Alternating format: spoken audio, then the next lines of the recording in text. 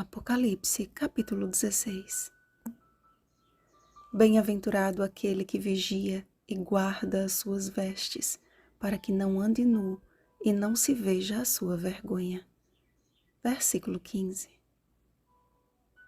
Quando Deus pronunciar o seu último chamado ao arrependimento, quando a última oração ascender aos céus, quando em cada coração humano estiver decidido em que lado está no grande conflito, então cessada será a obra de intercessão e derramadas serão sobre a terra as 7 últimas pragas.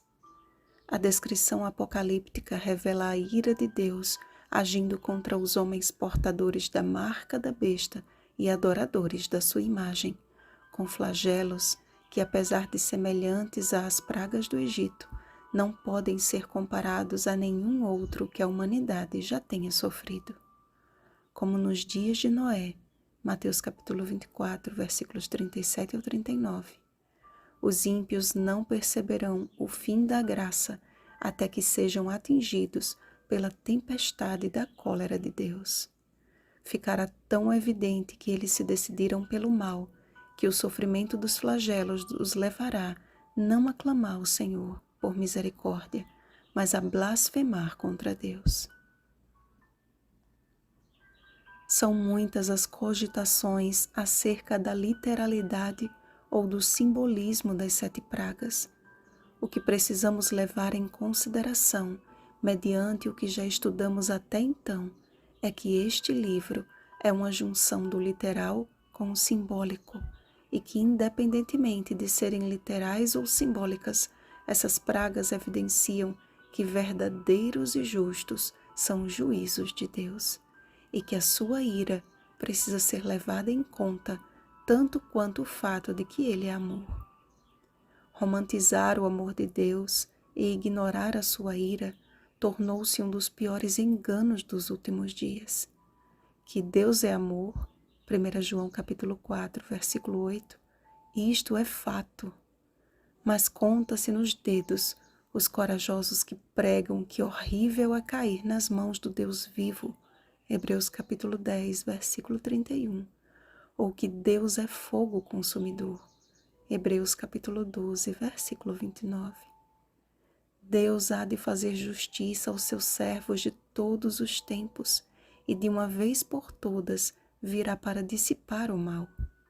Ele prometeu e nenhuma de suas promessas jamais falhou, tudo se cumpriu. Josué capítulo 21, versículo 45. Semelhante ao que aconteceu no Egito, ocorrerá nos dias que antecedem o segundo advento de Cristo. Êxodo capítulo 7 ao capítulo 12. A referência da 5ª e da 6ª praga sobre o trono da besta e sobre o grande rio Eufrates são indícios de que os flagelos não atingirão todo o globo, mas lugares específicos. Com base nisto, analisemos o conteúdo de cada taça. Primeiro flagelo. À semelhança da 6ª praga sobre o Egito, a primeira praga de Apocalipse anuncia úlceras malignas e perniciosas. Assim como somente os egípcios foram atingidos pela praga e os hebreus não foram atingidos, também sofrerão a primeira praga somente os homens portadores da marca da besta e adoradores da sua imagem. Segundo flagelo. O mar se tornará em sangue. Não sabemos como isso ocorrerá, mas certamente podemos descartar as cogitações de fenômenos naturais que causam a coloração avermelhada na água, já que o relato bíblico é bem claro quando diz que o mar se tornou em sangue como de morto. Terceiro flagelo. Como a primeira praga que caiu sobre o Egito, assim acontecerá tanto com o mar, como vimos no segundo flagelo, como com os rios e as fontes das águas, no derramamento da terceira taça. Nesse tempo, os ímpios se levantarão contra o derradeiro povo de Deus, pois a estes o seu pão lhes será dado e as suas águas serão certas. Isaías capítulo 33, versículo 16. E ao observarem que nenhuma praga atinja os fiéis observadores da lei de Deus, Salmo 91, versículo 10, será tempo de grande angústia e perseguição para o fiel remanescente. O clamor dos santos mártires que João ouviu na visão do quinto selo, pedindo por justiça, será transformado em louvor pela justiça divina. Certamente, ó Senhor Deus, Todo-Poderoso, verdadeiros e justos são os teus juízos. Quarto flagelo. Quando a quarta taça for derramada sobre o sol, terríveis serão as consequências.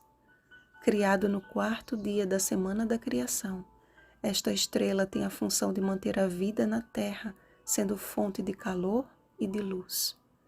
A estrela que por tantos anos foi objeto de adoração dos cultos pagãos, será instrumento da ira divina. E ao invés de haver arrependimento, os ímpios blasfemarão contra Deus, exatamente como faz a besta que escolheram seguir. Apocalipse capítulo 13, versículo 6, Daniel capítulo 7, versículo 25. O adágio que diz: o mesmo sol que amolece a cera, endurece o barro, se aplicará com precisão neste tempo em que o solo do coração dos ímpios estiver endurecido. Quinto flagelo. Houve trevas tão densas no Egito que os homens não podiam enxergar uns aos outros, e os egípcios tiveram que permanecer no mesmo lugar até que cessasse a praga. Mas todos os filhos de Israel tinham luz nas suas habitações. Êxodo capítulo 10, versículos 22 ao 23. Quando o quinto flagelo for derramado sobre o trono da besta, quando ficar evidenciado que o território da mentira está mergulhado em trevas e todos os que seguiram a besta perceberem a sua impotência diante do caos, sentirão dor e desespero que palavra alguma pode descrever. Sexto flagelo. O sexto flagelo faz referência ao rio Eufrates.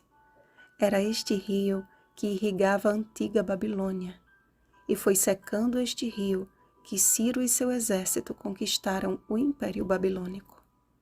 Devemos considerar este flagelo, portanto, de forma simbólica.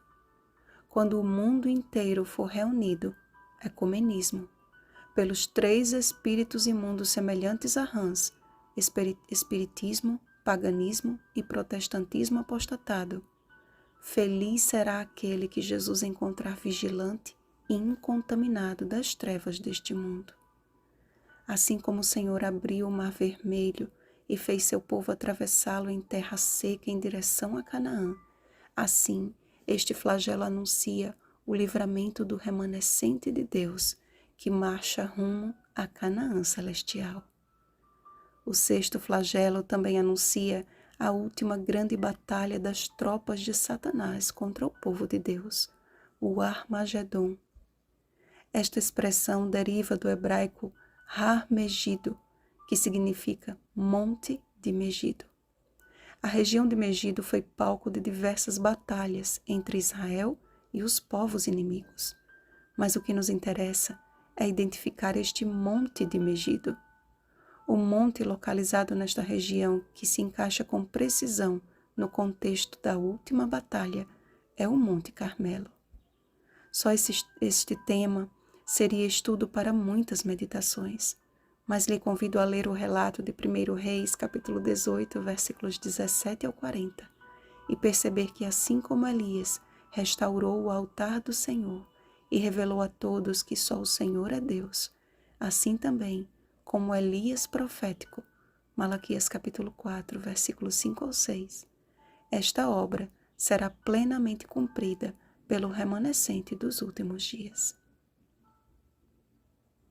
Sétimo flagelo. Assim como o pecado teve início no santuário celeste, no coração de um querubim que se rebelou contra Deus, cumpre do mesmo santuário sairá a ordem de destruição definitiva do pecado. e a mesma frase que disse na cruz, Jesus a dirá pela última vez: feito está. João capítulo 19, versículo 30. Então, uma série de juízos sobrevirão à terra, que será abalada de uma forma como nunca houve igual desde que há gente sobre a terra. Não sabemos quando, mas uma coisa é certa: Cristo vem. Ele prometeu e ele não mente. Eis que ele vem como vem o ladrão, não no sentido de ser um evento secreto, pois todo o olho o verá. Apocalipse capítulo 1, versículo 7. E sim, que a respeito daquele dia e hora ninguém sabe. Mateus capítulo 24, versículo 36. A pergunta é: estais vós prontos? Vigiemos e oremos. Bom dia, Elias dos últimos dias. Rosana Garcia Barros.